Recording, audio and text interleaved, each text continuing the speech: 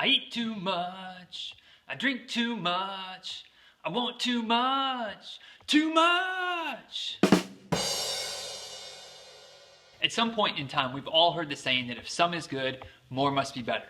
And in some cases, that might prove true, but there are a lot of things when you really start to think about it where too much of a good thing is not necessarily a good thing.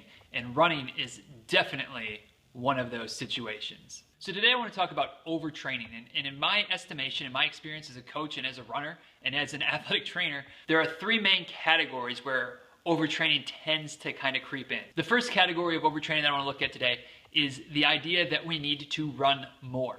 More miles, more miles, more miles. More miles can be a good thing, depending on what your goals are, obviously, and where you are in a training cycle. Adding miles is okay, but you need to do it smartly.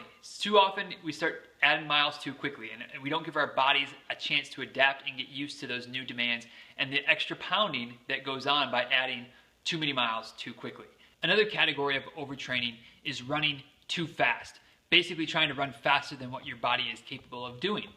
So that can be too fast on too many of your workouts and not enough easy runs, or it can just be pushing too hard for one particular workout, such as a tempo run or a speed session, an interval session, things like that. And then the third area of overtraining is that special category of people that are run streakers, that have been running every day without taking a day off for, in a lot of cases, months and months, and even some cases, years and years of consistent running every single day. For some people that does work, but for a lot of folks that try run streaking, it definitely crosses over the boundary into overtraining.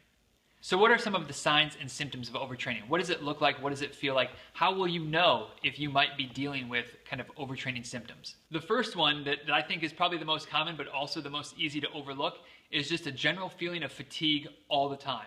You're just always tired, no matter how much you sleep or how little you sleep. You just feel it more and more and more.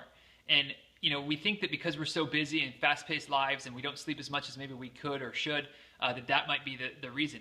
But if your sleeping habits haven't really changed that much and you're just feeling just lethargic all the time, check out your running schedule and you might be kind of dabbling into overtraining zone.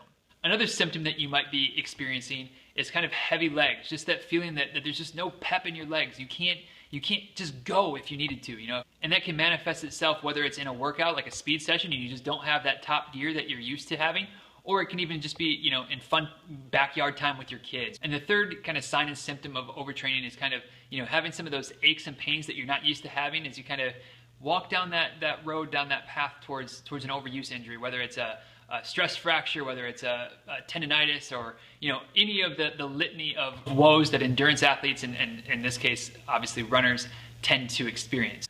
So if you start to feel any of these signs and symptoms or think that possibly you might be in an overtrained state, take a look at this past several weeks and months of your training log that hopefully you're keeping track of your runs in, and really look at what's changed, what's new, and why you might be dealing with this overtraining problem, and then back off a little bit.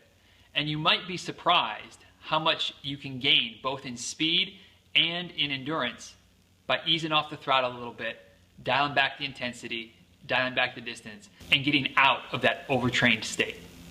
I've got it coming to me, 'cause I'm not satisfied. The hunger keeps on growing.